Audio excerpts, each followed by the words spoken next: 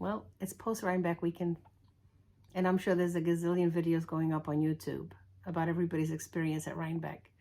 And why would I add one more? Well, because this is my channel where I record my memories of my yarn makes, and in some cases, some of the videos will include some of my family memories that I am cherishing and I would like to have here for my future family.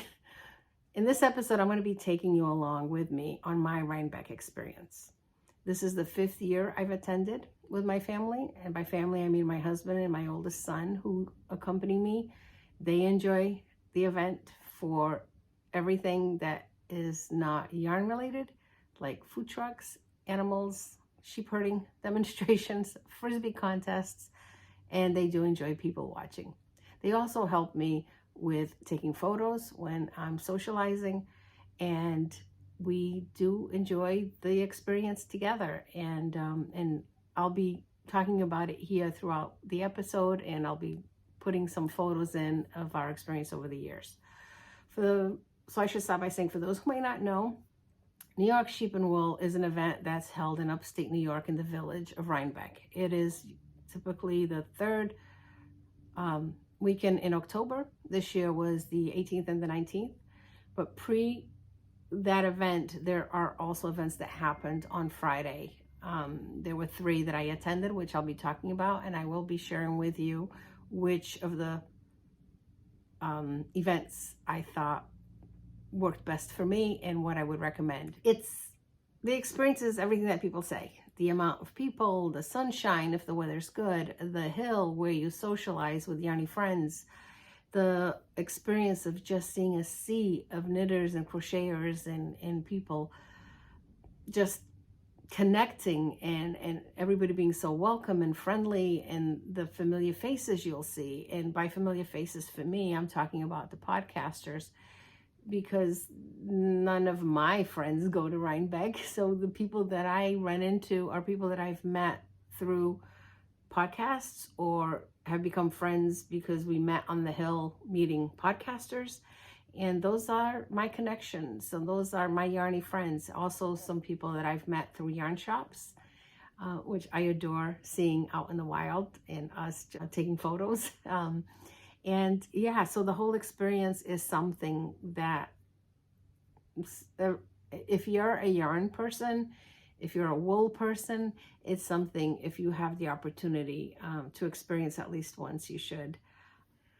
Okay, just had to shift myself around a little bit because I want to stand up to show you what I'm wearing. I was sitting too far back. So first of all, I'm sitting in my knitting reading area upstairs in my room because everybody's home and I could grab some quiet time up here. And because of the lighting situation being here near the window, I think this will work. So anyway, back to what I was going to talk about. I was going to talk about what I'm wearing, and it's one of the outfits that I wore to Rhinebeck, which is the Neona pullover or sweater by Isabel Kramer. I finished it. I did. And I absolutely love it. And today I'm wearing it over a jean dress. And the reason why I'm wearing that over a dress is because, well, we'll talk about this. Anyway, let me stand up so that you could see the detail in the work that's up here, because in the navy blue, you can't really see it. And this is the pattern. Let's see if you're able. Yeah, I think you can see it there. The diamonds or the things that I got stumped on throughout the process of making this garment. So it's done. Oh, that's looking nice. The color's looking good. I wore it on Saturday and I loved wearing this garment. So this is made with Phoebus yarn, or Phoebus yarn in English, Phoebus in Portuguese. It's a yarn that I picked up in Portugal last June from the wonderful little yarn shop there in the center of Porto, Lopo, Xavier. And in the last episode I talk about this, so I'm not going to get into too much because I don't want to bore you. It had been planned to be worn there when I was there in September, at the end of September, but I didn't get to finish it. But I did finish it to wear at Rhinebeck. And part of my reason for wanting to wear it at Rhinebeck is my personal experience with Rhinebeck and how I tailor it to me as an individual, as a Portuguese knitter. So we'll get to that afterwards. But I just wanted you to see that I finished it. I've worn it. I absolutely love it. I'm just so thrilled with it. But as with all Isabel Kramer patterns, the collar tends to be a little wide. And this was meant to be, well, the pattern could either be leave the cast on as is and wear it this way, or you can do turtleneck, or like a loose turtleneck. But I didn't want to do the turtleneck. I wanted to leave it this way, and it works. It works with a dress. If I wear a shirt underneath it, it works fine. I can leave it the way it is. But I think I might reinforce it a little bit with a crochet chain just to make it from going wider. And also, it got blocked beautifully. It fits me. The whole arm length is exactly how I wanted. I did a video pre-blocking where it fit me really, really well, but it felt a little snug here. So I ended up really giving it a good block, and wouldn't you know it, it got really loose. So the next time I wash it, I'm going to see if I can get it to go back to its size that it's supposed to be. So all the information on how much yarn I used, what needle I used, is all going to be on my Ravelry page, which is all linked below. Everything I talk about will be linked below, as well as where you can find me outside of YouTube. And this is what I ended up having left after finishing this item from the 5 skeins that I had. I have these 2 little nuggets, which is about 62 ounces left. Should be just enough if I want to reinforce the neck, if I decide to do it. So it was a win in terms of how much yardage I had bought and the garment that I finished. And I love it as much as it caused me to question my sanity on why I was trying to knit a garment. I love it. And the garment, as some of the other garments that I'm going to show you that I've worn at Rhinebeck over the years, really showcase my duality, which is I am a very proud American, but I'm also very proud to be Portuguese born, and I have this dual citizenship. I live in a community that's still very Portuguese based, so anything to do with Portugal is very dear to my heart. So I've talked about the Neona and that I finished it. That's the only finished object that I'm going to show you in this episode, since it's mostly about Rhinebeck and my experience. The other makes that I've been working on will going to be just sitting over here in my podcast basket until the next episode goes up. So let's start with what the experience is. We started off by leaving very early on Friday morning. We hit the road, had breakfast, and checked into the Airbnb early. The host was very accommodating and allowed us to check in earlier. Well, we had a little bit of an outfit change, me, and off we headed to my first event. This year did 3 events on Friday. Last year, I only did the Sheep and Wool Festival. I didn't do anything on Friday. The first one I went was Indie Untangled. I had a 12 to 2 p.m. time slot. And I wanted to go because there were 2 vendors there that I was interested in supporting and or picking up more yarn from them. And one of them was Michael from Upland Fiber Co. I picked up 2 skeins of Michael's fingering yarn, his core yarn, and the colorway of Saddle and Flock. And my plan for these, and it's a beautiful soft yarn, is to make my husband a scarf to wear at Rhinebeck next year. The scarf he was wearing this year, which he got a lot of compliments on, I made with yarn I picked up in Portugal when we went on vacation August of 24. And it's a very woolly yarn, and as good as it looked on him, he kept saying it's a little itchy, it's a little itchy. So I thought I would treat him to a scarf made with Michael's yarn. So there is a set project for this. I don't know yet what the pattern will be. I suspect after meeting this person that I'm going to make that scarf for him, but I'll let you know a little further down on the video. So that was my first purchase. I had set myself a budget I did a video saying I set myself a budget of $50, but that was just for the husband's purpose. I knew it was going to be $50 because I know that just 2 skeins I'm already over budget. And but I was still being very aware of how much I was spending. So this was my first purchase. And then the next one was, as I was going through the first barn, Radstag Fiber was there, and I've already picked up a few of his skeins. I love his colorways, and I picked up one more skein to add to the one that I already have. It might not be the same colorway, but I'll probably use it for color work, and I thought it would be fine. And the color of this yarn is Brick Tavern. And my friend Ray from Needles at the Ready has knit a garment with this color, and it's absolutely gorgeous on him. And it's a, it's a 70 merino, 20 yak, and 10 nylon. So it's a beautiful, beautiful yarn, and it's just to go along with the other 2 I already had in the collection. Not sure what I'll make with this one. I just knew that the 1 skein I had of it wasn't going to be enough if I wanted to make a bigger project. So this one is a splurge. Then I went into another barn, and Indie was so well organized. They had, because I should say that it takes place in, it's called Hits on the Hudson, which is a horse racing facility.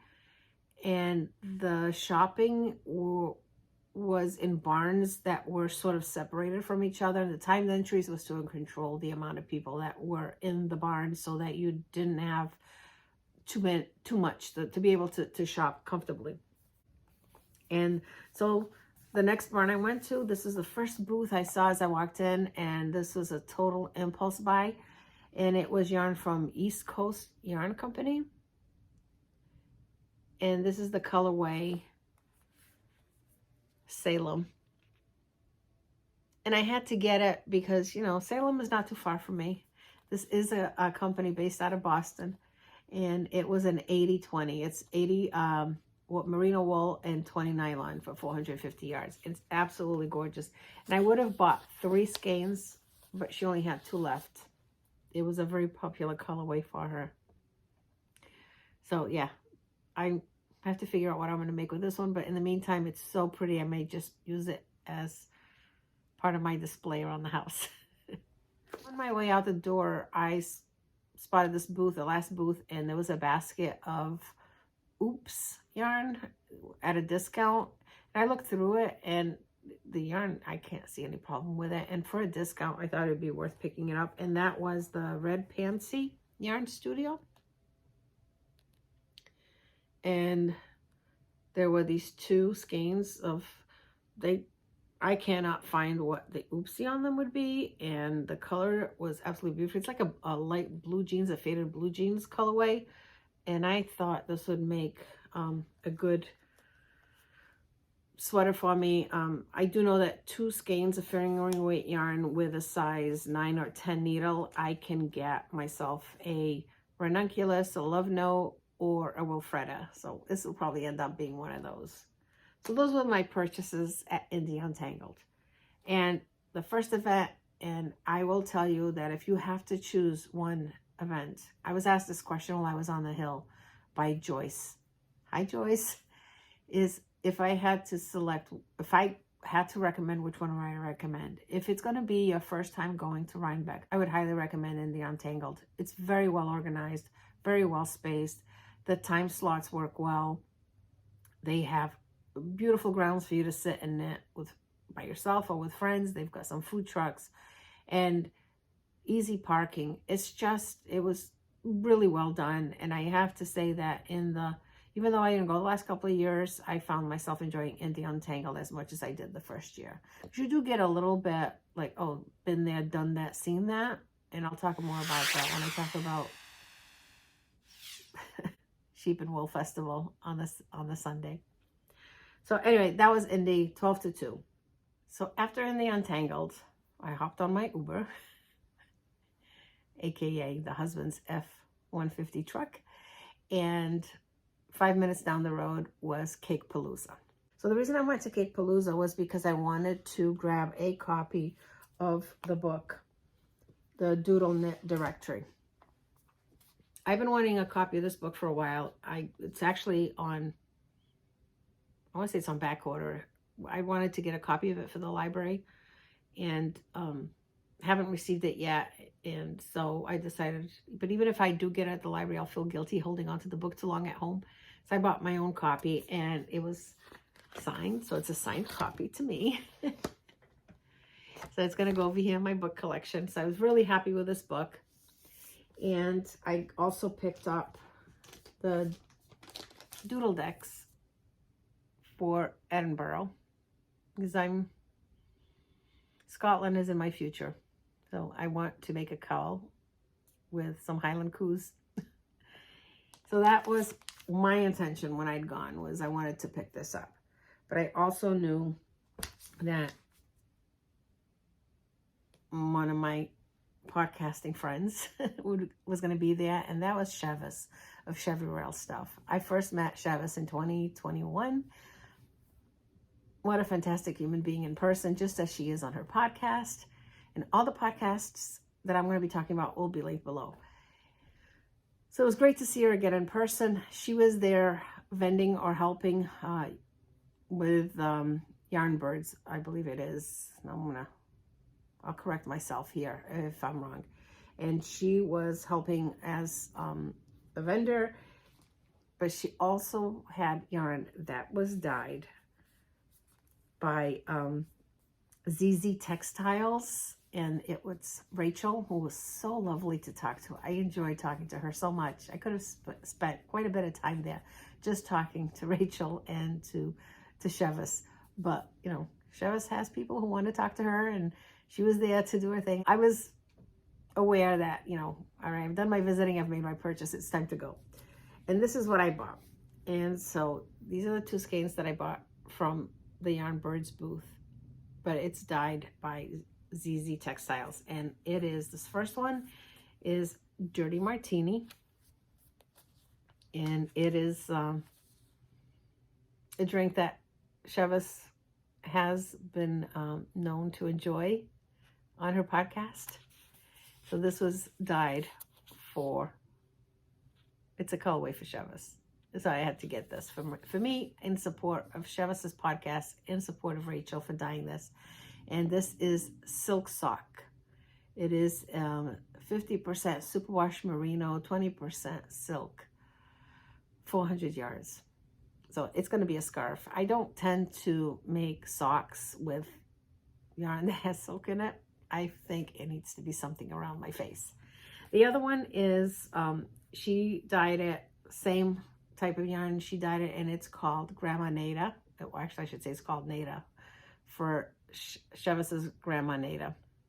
And it's a beautiful fall colorway. So I'll be coming up with something for these two as well that I can wear close to my face. So that was going to be it. But then I saw, oh, I've got it here. And then as on my way out, I saw the booth or the table for Tuft and picked up another hand balm in the cider donut scent. And boy, does it smell like cider donuts. It smells so good. I love, love, love the smell of cider donuts because of the cinnamon, but I don't like donuts. So this gives me that feel of cider donuts, that smell of it, and it's not going and then landing on my hips. But then I got suckered in as I was waiting for my Uber pickup. The last booth on my way out was Destination Yarn. And where their booth was, the sun was hitting so strongly and it was so hot where they were, and the husband was in charge of the cash box, and he was just like, oh, this is just too much. Because of the way the sun was in this parking lot, he had a lot of sun. Some of the vendors in the back were freezing because it was all shade. So I told him, I said, you should swap out with them for a little bit. I'm sure they would love to come over here to your spot. But he and I were chit-chatting for a while. And then he got me. He said, do you know anything about our yarns? I no, I think they're from Ohio. I said, no, I've never heard of your yarns, but I could see that they're beautiful. He goes, well, we have a Shakespeare collection. Huh?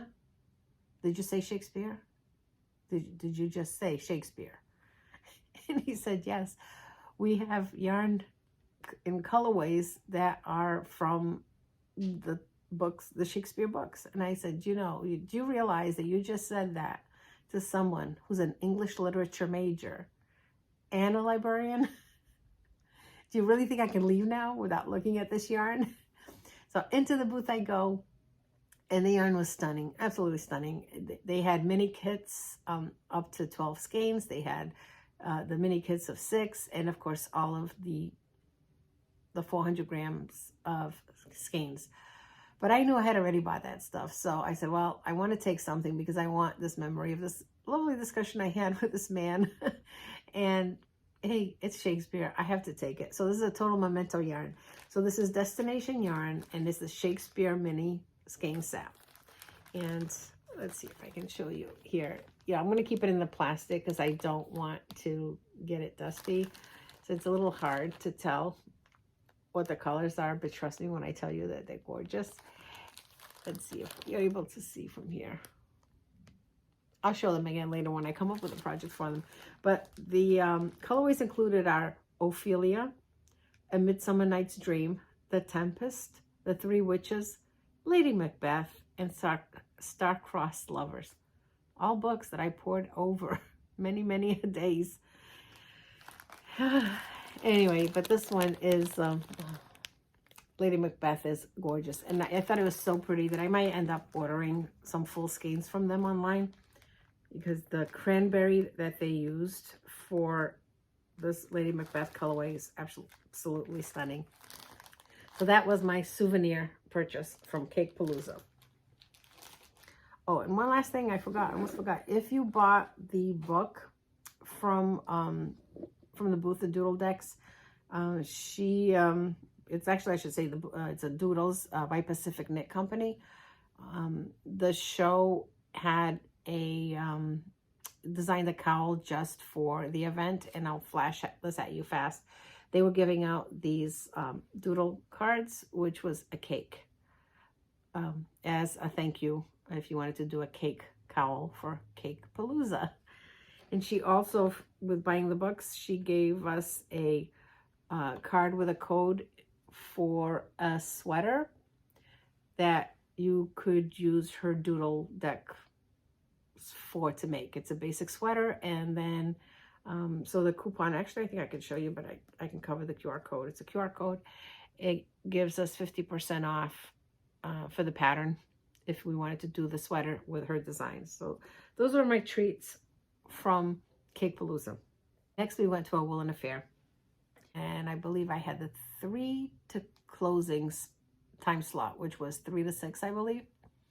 And that's how I wanted to wrap up my evening, because this one was in the Hutton Brickyards, which is right on the Hudson River. Beautiful, beautiful scenery when you're there.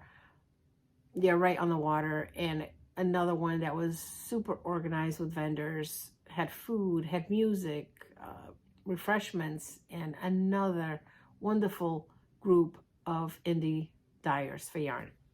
So when we got there, this is the first thing that they gave us, was this very big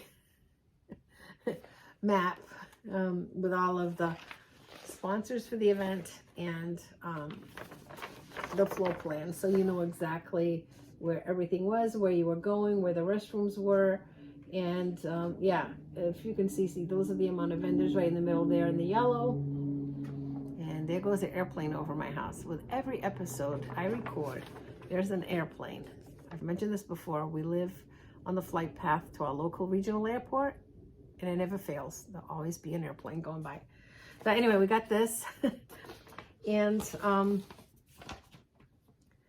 then I said, well, I know what I've already spent today. Oops, I knocked my stuff down. And let's see what I can get that is not going to break the bank even further. So I was cautious with my purchases there. I didn't overdo it. I actually just, yeah, looking in my bag just to make sure. Yeah, I came out of a Woolen Affair with just this. That's it. What I got was, I've yet to try, this was my first time, is the yarn from Leading Men Fiber Arts.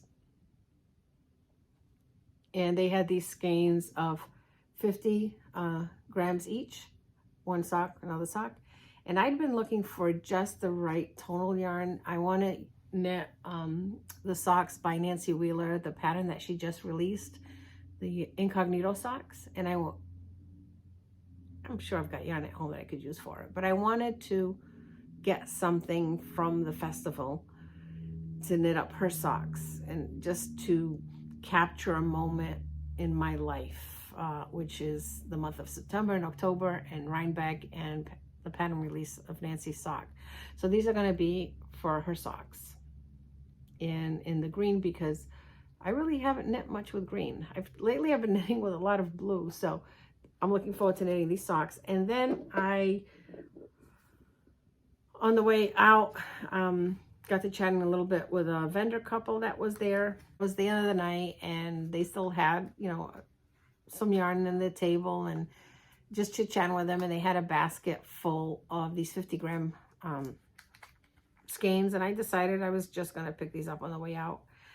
They both have a little bit of a green tone to them as well, so let's see if I can see what it is. It doesn't have a dye lot or a color, but it was these two. It's 50-gram skeins. But even if I decide not to do the socks with this yarn, I thought that the green in here, see if you can see it, there's some green to it. It would work well with this if I decide to make an octo dot cowl, which has been a favorite project of mine to use hand-dyed yarn for crochet. I think these together, I can make two beautiful octo dot cowls. So that's possibly the plan for these if they don't end up being socks. So that's all I got out of Woolen Affair. I think I did good.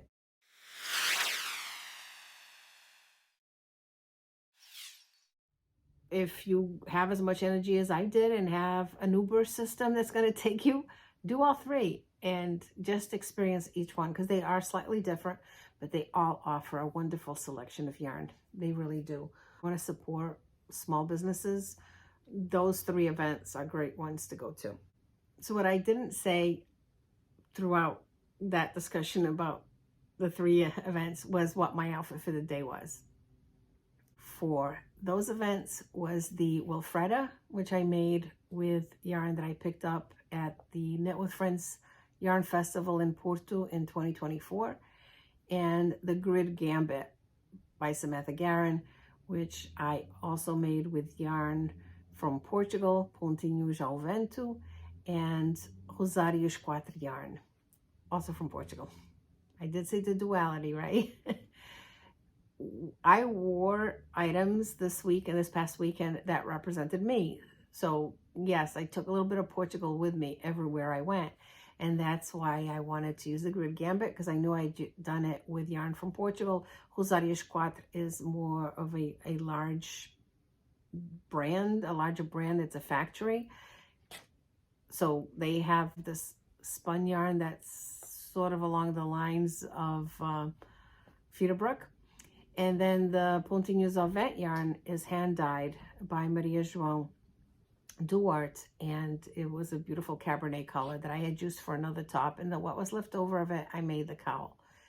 The sweater, the Wilfreda, was made with the Robledal mohair yarn, which is a Spanish yarn that I bought at the Yarn Festival, and I combined it with Knit Picks Aloft, something I bought in Portugal, added a yarn that I bought in the US, and I had this wonderful outfit to wear on Friday. Now, Saturday then is the New York Sheep and Wool. I wear this, and I also wore my mosaic scarf that I talked about in the last episode. I thought that mosaic scarf complemented this top well, although I did cover the texture.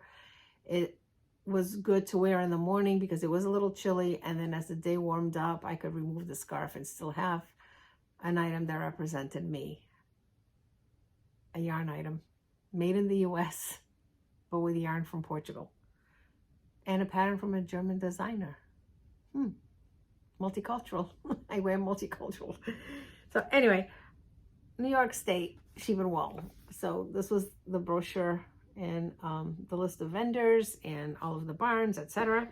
And my first thing to do on Saturday was to just people watch. So this is how I custom make my experience. So let me tell you, the first year I went was in 2020. I had decided to make that my year for Rhinebeck. I'd heard about the Sheep and Wool Festival for years, but I never thought I was a good enough knitter, experienced enough knitter to go, because I'd always heard that, well, there's this hill and there's designers and everybody makes that designer sweater, and then you take pictures with a designer and then everybody asks you what sweater you made and what yarn you used.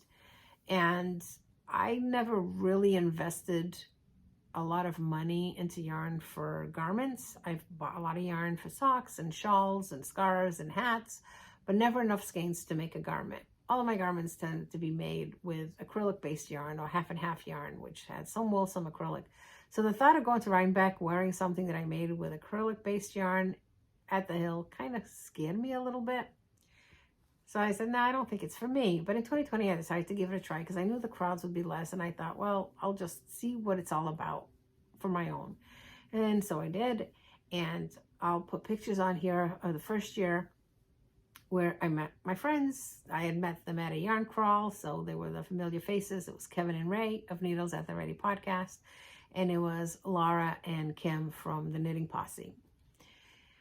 We had met in Connecticut.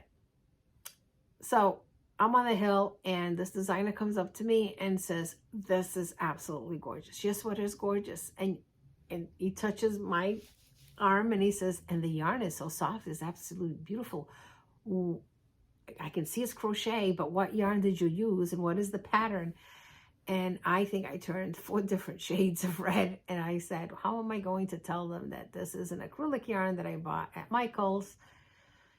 And then I decided, why not? I'm just going to be honest. And I told him, and I said, and I tend to want to try things out for the first time with acrylic, because if I mess up, I haven't invested a lot of money. And he was just stunned. He goes, well, it's absolutely gorgeous, and there's nothing wrong with using acrylic yarn. And this was Lewis of Brooklyn Boy Knits. And guess what? The earth didn't shake. I confess that it was a budget-friendly yarn that I used for the top, and we had a lovely chat over it. So that was started to give me the confidence that I would enjoy the experience of being on the hill. So our experience on Saturday, it was a lot of people. It's a lot of people. I'll have the video at the end at this point, and so that if you want to skip to that, or if you want to eliminate watching the video because you've seen other people, you don't have to see my version of it. But on Saturday, it was about socializing, people watching, walking around, being on the hill to meet up with friends. And it was absolutely wonderful.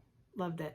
I didn't go anywhere near any of the barns. I did not try to shop. This is what I have learned, is that Saturday over the last 4 years has gotten more and more congested as more people are getting comfortable being in a mass of people shopping.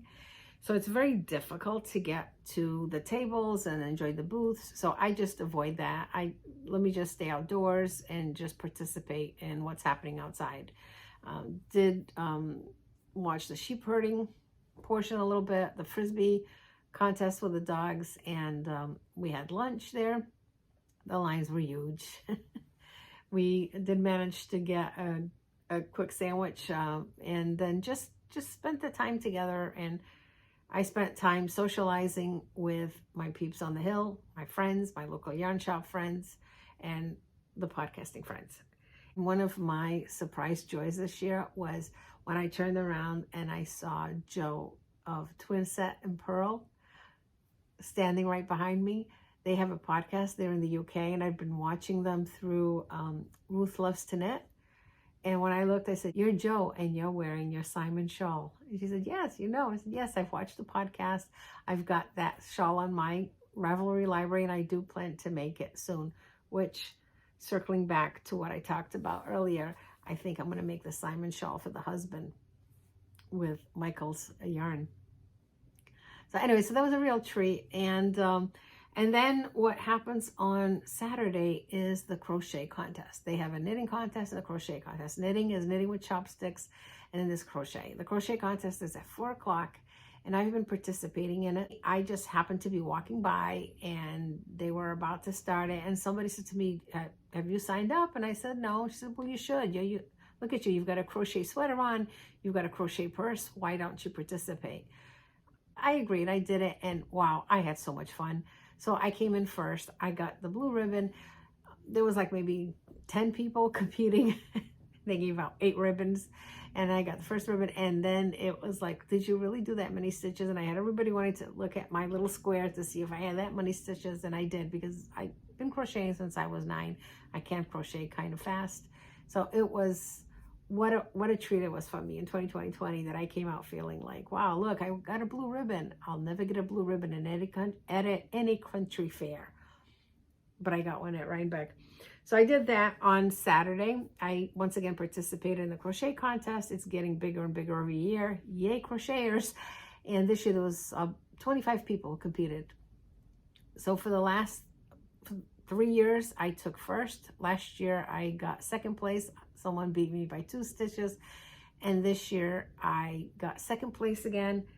I did have a little bit of a fumble. I dropped the crochet hook. But I did get my square done, and I got my second place ribbon to add to my column that I have in my craft room downstairs for all my ribbons. And yeah, and here's my square. And yeah, I had a few people say, wow, look at how perfect that square is. And and I know I would have had 220 stitches if I'd gotten to the end. This is the amount of yarn. Everybody gets the same amount of yarn. And I already know from previous year that if I go all the way to here, I know I end up with 220 stitches. So this year I got 214 stitches. And what my husband reminded me of is that it's about quantity, not quality.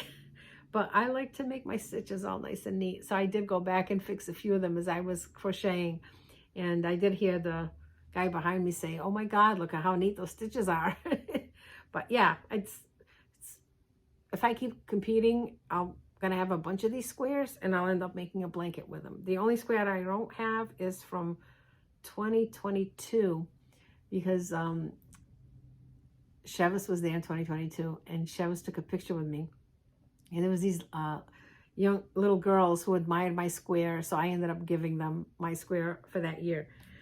And so I don't have that square, but I have the ribbon. And yeah, this year Chevis was there, and she actually took time away from being with her friends to be there sitting and watching me crochet. And she was right here, and I was like, oh my God, I can't believe she's here spending time with me.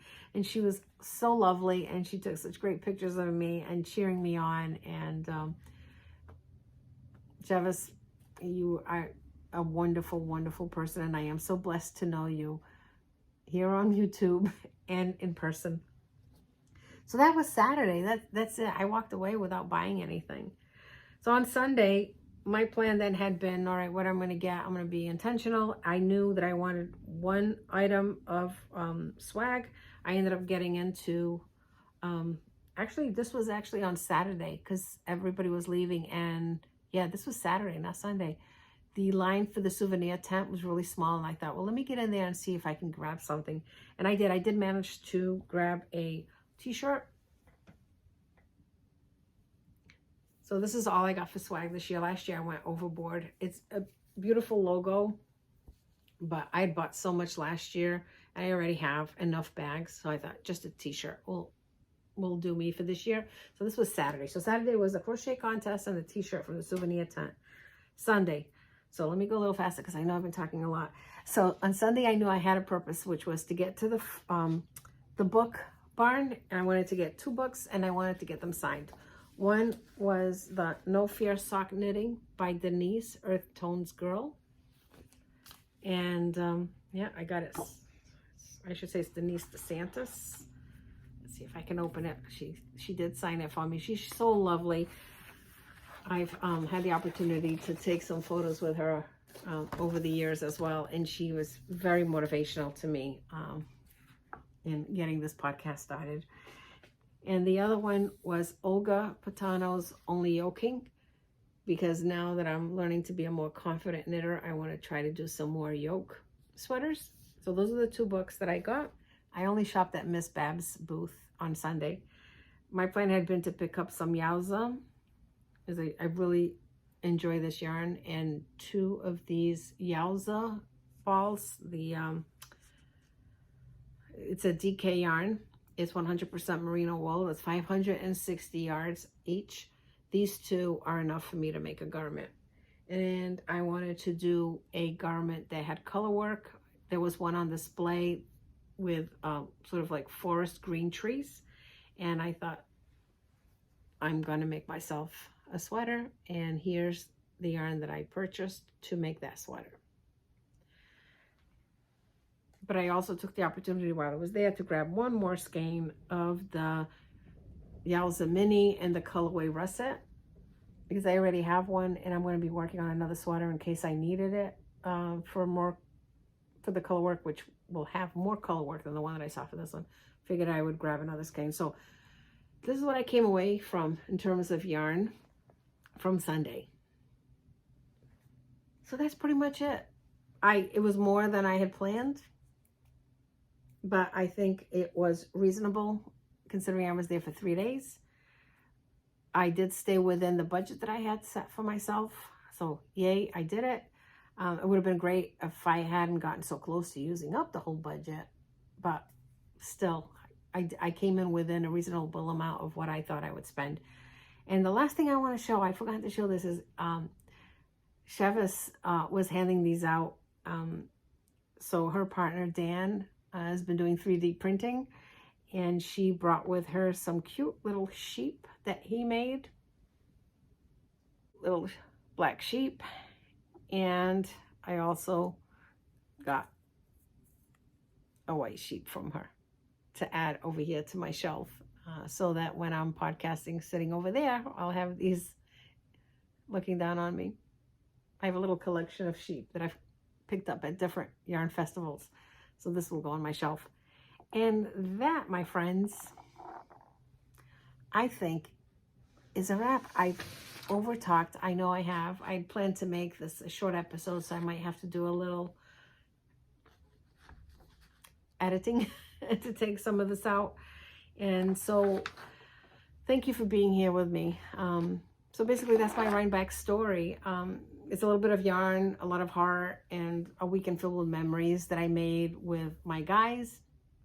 And I hope someday you'll get an opportunity to go if it's possible. For those that can't, obviously there's so many wonderful videos that you can watch and see how people interpreted their weekend at Rhinebeck. So thank you for joining me here. I really value your time, and I appreciate the time you spent with me today.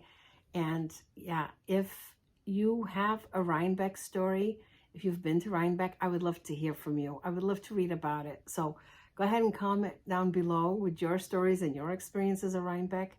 And yeah, and if you haven't done so, and if you were interested in following me along this journey, please remember to click like and subscribe to get notification of my episodes as I put them up here, my yarn stories. So until next time, até a próxima. Thank you. Obrigada.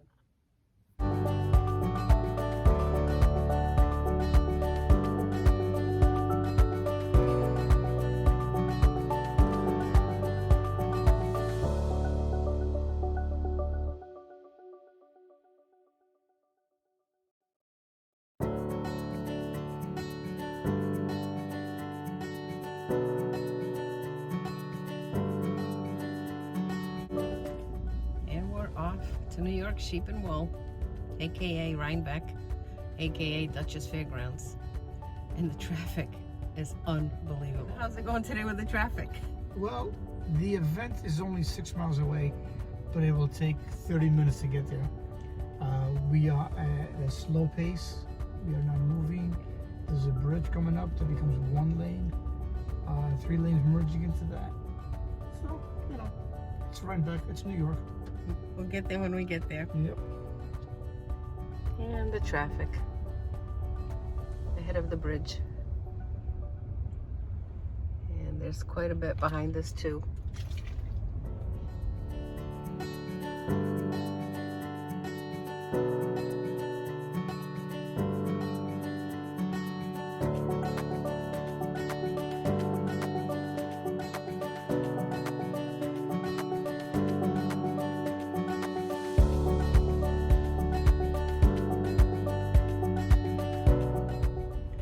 Looking at this traffic, at least you know you're not the last one to arrive. It's you and 10,000 of your best friends.